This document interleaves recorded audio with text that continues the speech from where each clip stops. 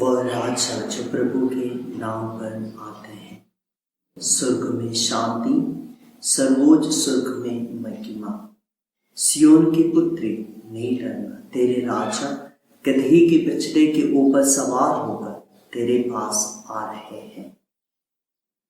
अमरवाणी के सभी श्रोताओं को प्रभु यीशु मसीह हमारे रक्षक यीशु के नाम पर शांति मिले और आप सभी के दिलों में इस होसन्ना पर्व के अवसर पर और इस खजूर इतवार के अवसर पर उस खजूर पत्तियों की झलक आशीष और अनुग्रह लाई और आने वाले पुण्य सप्ताह में प्रभु यीशु मसीह का पीड़ा, सहन, मरण और पुनरुत्थान को मनन चिंतन करते हुए अपने जीवन में और अपने परिवार में शांति लाने के लिए प्रभु अनुग्रह प्रदान करे। सभी क्रिस्तीय विश्वासियों के दिल में और सभी दुनिया के लोगों के मन में शांति का एक नई एहसास दिलाते हुए एक बार फिर माता कलीसिया इस खजूर इतवार के दिन प्रभु ईसा मसीह को एक शांति के राजा के रूप में हमारे सामने पेश करने की कोशिश करती है। इस्राएली जनता ऐसे एक राजा का प्रतीक्षा में था कि वे अपनी सारी गुलामी से उन्हें बचा सकेंगे और रोमन साम्राज्य की सभी गुलामियों को खत्म करते हुए ऐसा एक राष्ट्र प्रदान करेगा।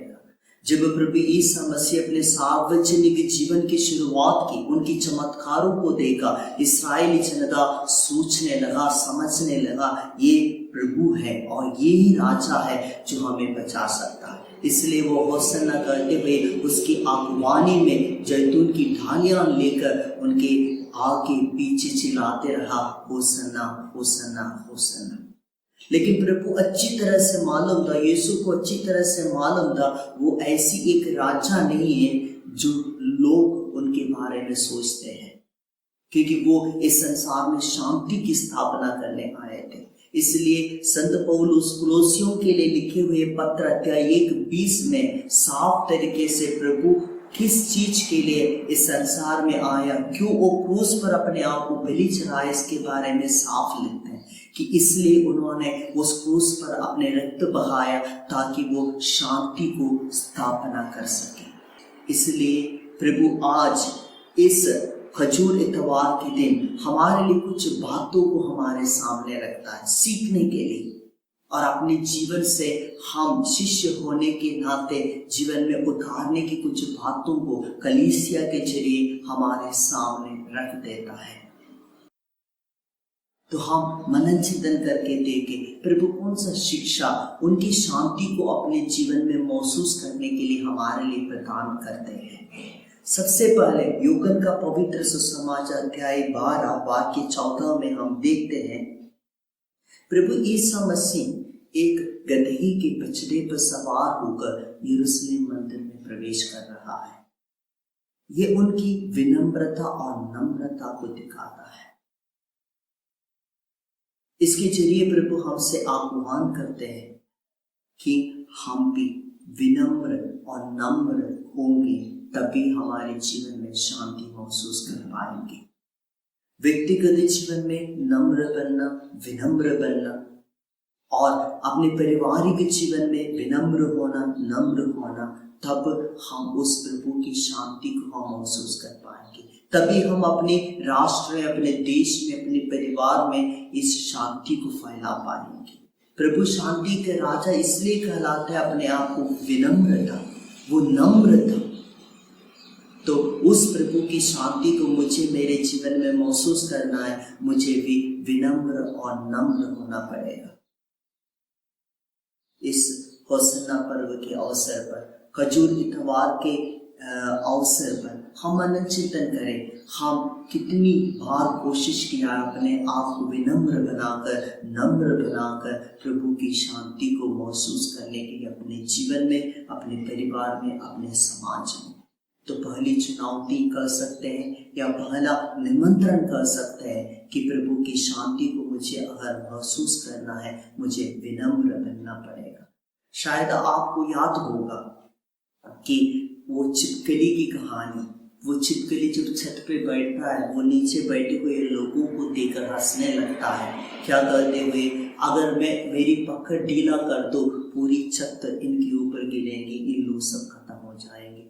आपको अच्छी तरह से मालूम है कि जब छिपकली अपने हाथों की पकड़ ढीला कर दे तो वो खुद गिरकर उनकी रीढ़ की हड्डी को तोड़ देता है, उसके अलावा कुछ नहीं होता। इसलिए कृष्ण में मेरे प्रिय मसीह भाई और बहनों, हमें अहंकार के रास्ते पर नहीं, अहम के रास्ते पर नहीं, विनम्र होकर प्रभु की शांति को महसूस करने के लिए एक निमंत्रण प्रभु आज के इस खजूर इतवार से हमें प्रदान करता है, या एक निमंत्रण हमारे लिए प्रदान करता है। हम उसे स्वीकार करें, झुकना सीखे, प्रभु के समान शिष्यों के जैसे पाँव धोए, उसी प्रकार विनम्र होकर उस शांति को महसूस करने के लिए हम कोशिश करें। अपने परिवार में, पति पत्नी के बीच में और बच्चों के बीच में, बच्चे और माता पिता के बीच में इस नम्रता को, विनम्रता को जब हम प्रैक्टिस करने के प्रयास करेंगे, प्रभु की शांति हमारे जीवन में, पारिवारिक जीवन में, सामाजिक जीवन में आकर हम सबों को उस शांति का संवाह बना देंगे। इसलिए हम कोशिश करते हैं उस शांति को हमारे जीवन में अनुभव करने के लिए। और दूसरी, संत यूहन्ना का पवित्र सुसमाचार अध्याय 12-13 में हम देखते हैं, जिन लोगों ने प्रभु की अगुवानी में निकले थे कि आग और पीछे जैतून की डालियां पकड़कर और खजूर की पत्तियां पकड़कर उनके होसन्ना कर रहे थे, वे लोग सचमुच में दिल से प्रभु यीशु मसीह को रक्षक मान लिया था। इसलिए वो कहते थे होसन्ना होसन्ना। होसन्ना का अर्थ यह है हमें बचाइए, यानी कि इस्राएली जनता यीशु मसीह को रक्षक के रूप में स्वीकार कर चुका था। कृष्ण में मेरे प्रिय मसीह भाई और बहनों, जब तक मसीह को हमारे रक्षक के रूप में स्वीकार नहीं करता, तब तक हम रक्षा का अनुभव नहीं कर सकते, शांति महसूस नहीं कर पाएंगे। इसलिए आज खजूर इतवार के दिन प्रभु हमें याद दिलाता है, जब तक आप लोग मुझे रक्षक के रूप में स्वीकार नहीं करोगे, प्रभु की शांति को तुम्हारे जीवन में महसूस नहीं कर पाएंगे। और जिस घर में आज शांति नहीं हो, कारण ये है कि उन्होंने यीशु मसीह को रक्षक के रूप में स्वीकार नहीं किया। जिस व्यक्ति के जीवन में शांति नहीं है, उसका कारण ये है वो मसीह को रक्षक के रूप में स्वीकार नहीं किया है। तो शांति अनुभव करने का एक उपाय है कि मैं मसीह को रक्षक के रूप में स्वीकार करें, दूसरों को भी यीशु मसीह रक्षक है ये सत्य को बताकर उन्हें भी स्वीकार करने के लिए प्रोत्साहन करना हम सबों का उत्तरदायित्व है, ताकि हम सारे विश्व में शांति की स्थापना कर सकें। और तीसरा एक पाठ प्रभु हमें सिखाता है कि इस खजूर इतवार के अवसर पर यह है कि हम संत लूकास के पवित्र सुसमाचार अध्याय 19 वाक्य 41 में हम देखते हैं, वहां प्रभु यरूशलेम मंदिर के निकट पहुंचने पर यरूशलेम की स्थिति देखकर वो विलाप करने लगता है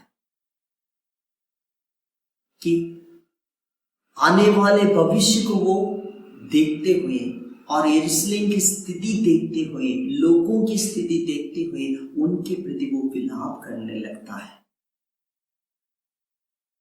प्रभु का एक अनोखा स्वभाव है दूसरों के सहन में भागीदारी बनकर, दूसरों की दुख में विलाप करते हुए उन्हें अपनाने का एक स्वभाव प्रभु यीशु मसीह में हमें दिखता है।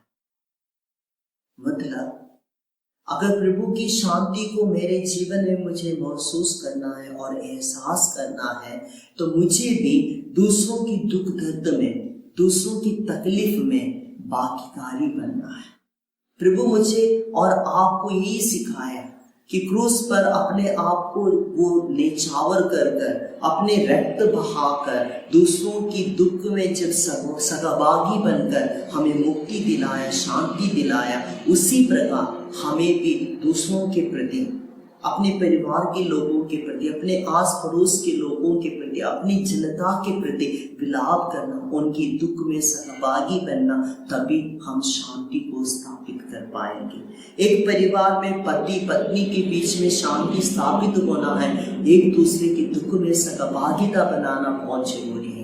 और माता पिता और बच्चों के बीच में अगर शांति की स्थापना होना है तो उनके बीच में इस सहन में सहभागिता बहुत जरूरी है। एक दूसरे के प्रति विलाप करना बहुत जरूरी है।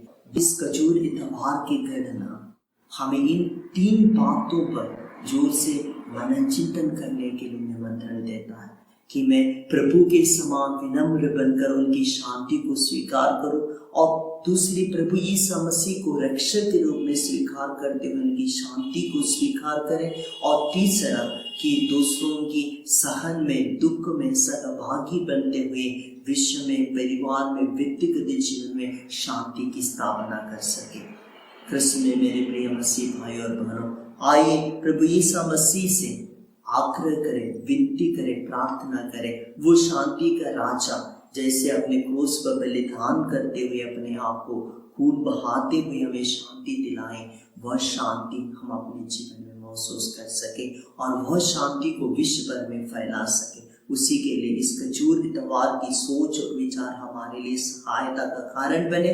पिता, पुत्र और पवित्र आत्मा के नाम पर आमीन।